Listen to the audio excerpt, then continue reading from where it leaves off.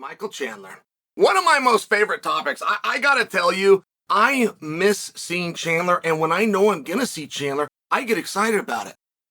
And there hasn't been in 2 years a fight or a chance of a fight I was gonna see Chandler in. I like him for other reasons. I find him to be an entertainer. You don't have a lot of those, right? That's one thing that Conor has done such a good job of. He has found a way to stay relevant. He's found a way to monetize his MMA skills aside from the commodity of the performance itself. I mean, there's just not a lot of guys. You wonder why Conor stands out? I mean, I see this identified falsely so many times. I mean, I'll get managers that'll tell me, and I stand there and I shake their hand when it's done. I think, what an idiot. I really will think that. Like, how do you even get in this business? How do you understand so little about the business to come to that opinion? I'll see fighters and they're sacrificing, they're working hard, and that's the guy that they want to be like, right? They're working towards that direction, and therefore they're standing southpaw and they're putting their hands like this, step outside, and they throw a straight. That isn't the Conor story. That's not the Conor story. How good he is in those skills that he had. 756 athletes under contract with the Ultimate Fighting Championship located in Nevada. And of those guys, they have one monetizable commodity, which is the performance, which gives you an opportunity 3 times a year. So if you're one of the very few guys, a Sean O'Malley or a Conor McGregor, or in this case, a Michael Chandler.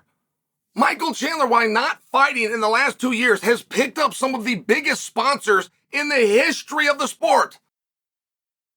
In the history, you know how hard it is to get a sponsor now? I'll tell you, back when I was fighting, it wasn't like that. Everybody's coming in, you have these banners, and you might have looked silly, but that's a sub note. You had the sponsors, you just don't have those now. And that isn't the case for Chandler, because he's found another way and he's entertaining. And you want to know why I tell you that? Because it's strategic. It turns out he's a handsome guy. You can watch him, he's got like this kind of cute smile. He kind of does his hair well, and he's always in shape. Like, he works for camera.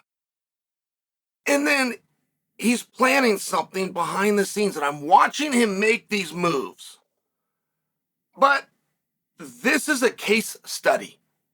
Like the fight that Chandler is in, and take all those buzzwords: sacrifice, dedication, focus, all these buzzwords that you could put into the actual performance. The fight that Chandler has now is calling on those ingredients in spades, and his fight and his battle is to get Conor to the ring.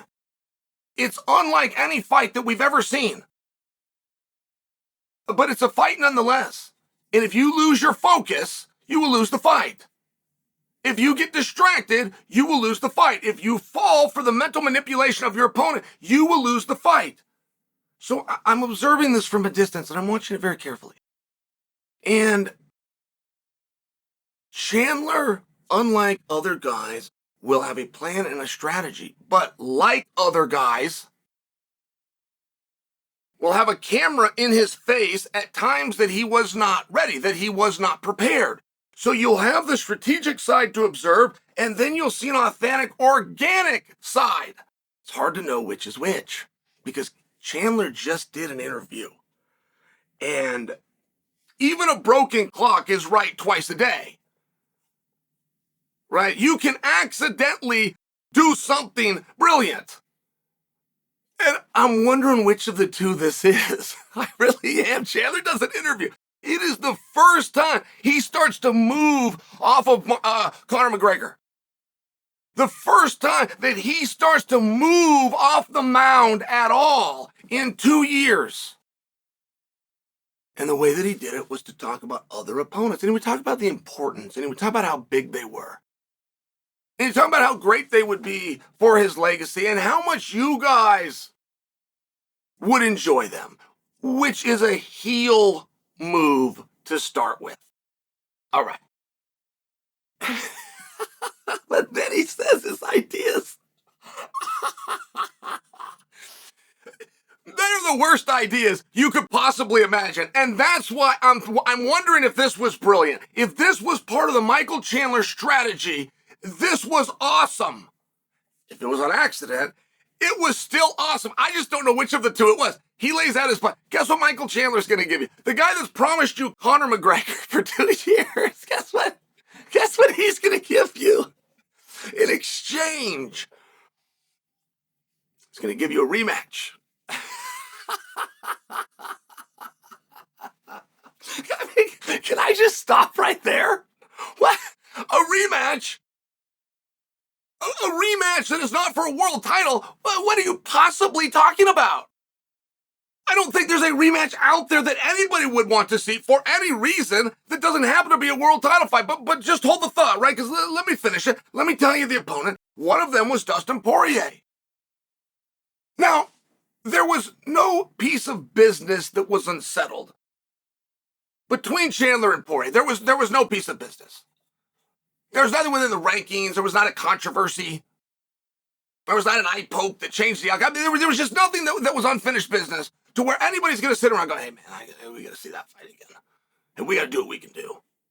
We got to do what we can figure out. Hey, we get one more time. We get one more crack with Dustin Poirier. And hey, man, that's the one. And why would Dustin want to do it? I mean, not for nothing. Dustin's made it very clear he's going to do one more fight. Why would he want to do a rematch of a match that is settled business already? I mean, I'm just sharing with you. And Chandler wasn't like trying to take an easy road. That's for damn sure. Like, there's nothing easy about that. He then mentions Charles Oliveira. He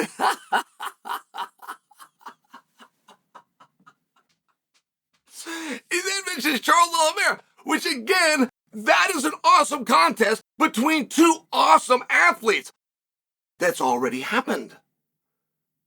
And whose rematch would not be for a title, which the first one was for. So now we're going to do a rematch that doesn't need to be done, and we're going to take the stakes away that we had in the first match. the opposite of promotion. That would be the opposite. It's the same thing. The same guy's doing the same thing, and they don't get the same prize. That's a demotion. Or, right, you got a team player here. Hey, you got a team player in Michael Chandler. Not only will I do something hard, I'll do it to two of the baddest boys we've ever seen, which they are. Which Charles and Dustin are, for sure. Or we will just do the fight with Conor. Okay, but are you understanding? So he laid out what he would do. He's a team player, and he's a tough guy, and he's willing to do really hard things, and he's even willing to come off of Conor. And not just for one guy, he's even got a couple of guys that are terrible ideas, which then brings him back by default to Conor. And I'm wondering if that was his plan, because it has worked perfectly.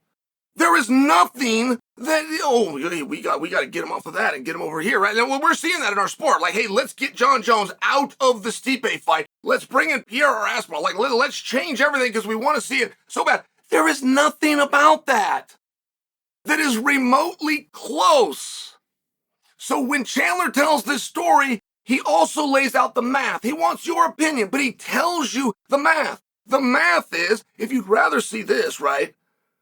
If you want it just by default, we'll go back into this. It's up to you. And then he tells you something, of course, you don't want to see. This was great.